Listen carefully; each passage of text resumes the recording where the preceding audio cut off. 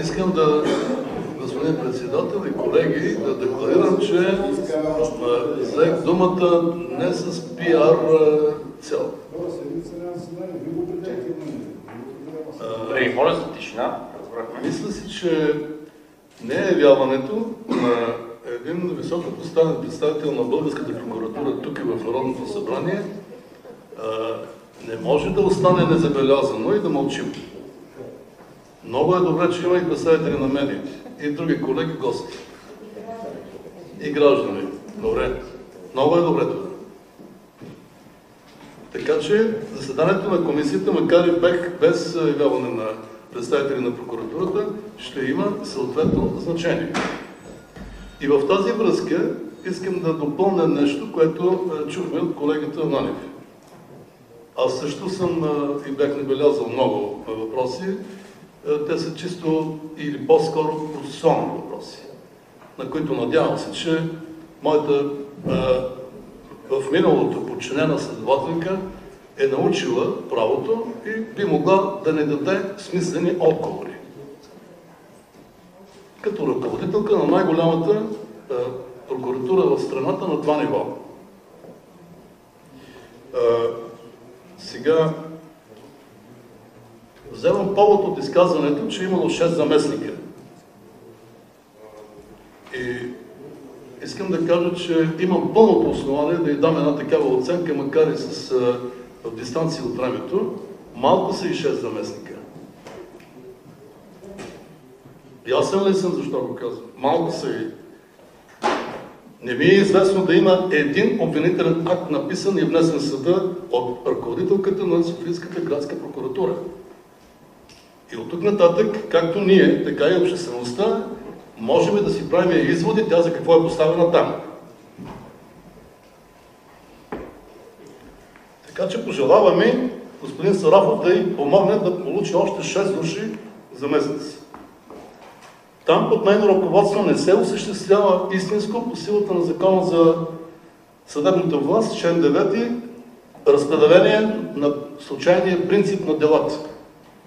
Там делата от тази категория, тя е направила така и под ръководството преди това на Гешев, че делата да се разпределят уж на случайен принцип на конкретен прокурор.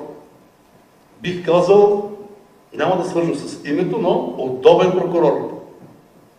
Един от тези прокурори е този, който води в момента разследването срещу своя колега от Софийската районна прокуратура.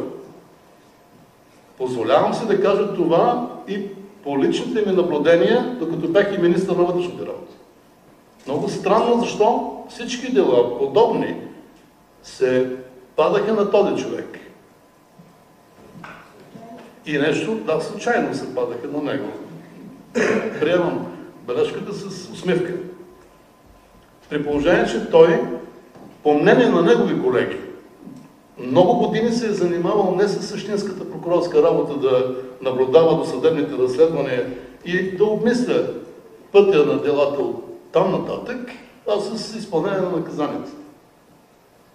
Още по-странно е за мене да работиш 2, 3, 4 или 5 години с един човек, забележете се, в един кабинет, след което да те поставят на това място в Софийската градска прокуратура и ти да изготвиш обвинителния акт срещу него.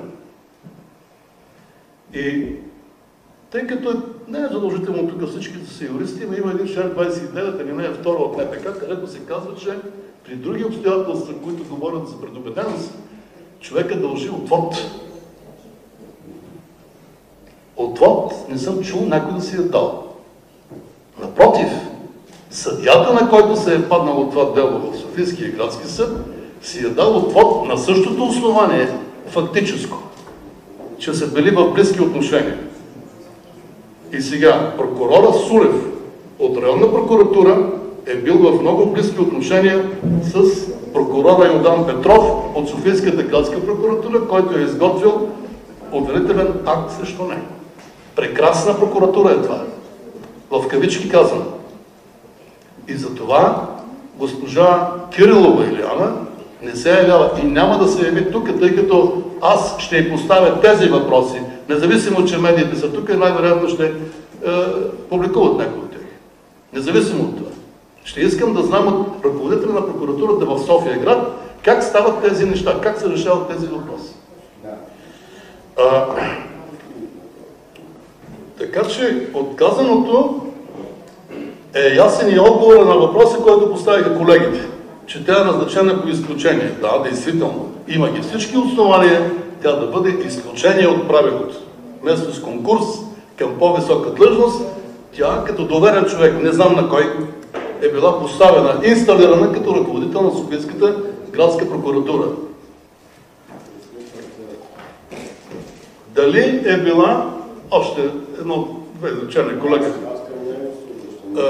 да не няма много време, но постави се въпроса от колегата Ананиев. Аз ще дам отговор. Нищо, че няма. Госпожата Кирилова. Независимата прокурорка по силата на Конституцията на Република България. Тя дали е близка с Пепи Велков Петров, с прякор Еврото, който, понеже е много праведен и нищо лошо не е направил, българското общество не знае къде се намира този човек. При опит да бъде задържан, той е напуснал страната най-вероятно, което чухме скоро и от директора на Главна дирекция борба с организираната престъпност, понеже е праведен. Близки ли са? Да.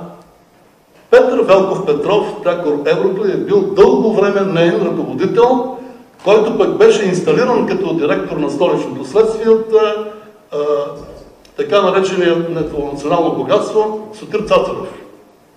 Този образ, който всички и цялото общество в момента ние знаем какво е представлявал, благодарение на това разследване, които тези млади хора са започнали в Софийската районна прокуратура, поради факта, че няма кой друг в България прокуратурата да го започне. И този образ вече го няма в страната, той спрямо него не могат да се вземат никакви мерки. И парадоксалното е, че онзи, който е участвал в разследването, в момента Софийската градска прокуратура, подчинените на тази прокурорка, ръководителката Кирилова, са подвели под отговорност оне, който, ще използвам нейния израз, се е осмелил да започне разследване срещу Пепи Велков Петров Еврото, при който те са били като ръководители в прокуратурата, често на гости в ресторанта 8-те джуджета. И ако на някой и при тези данни е неясно близки ли са били или не са били близки, аз не знам как по-ясно да го кажа. Така че тези въпроси трябва да се поставят на тази жена, която с нейните подчинени прокурори, вместо да съдействат да се провери действително постъпилите данни, Пепи Велков Петров, Еврото, записал ли е съдии, прокурори и други явяващи се в ресторанта с цел поставянето им в някаква форма на зависимост или не. Факти, които има събрани от младите прокурори при тяхното разследване за около 10 дни, което е прекратено, прекъснато, защото действително се е появил процесуален проблем, който не им е позволил по-натам да работят.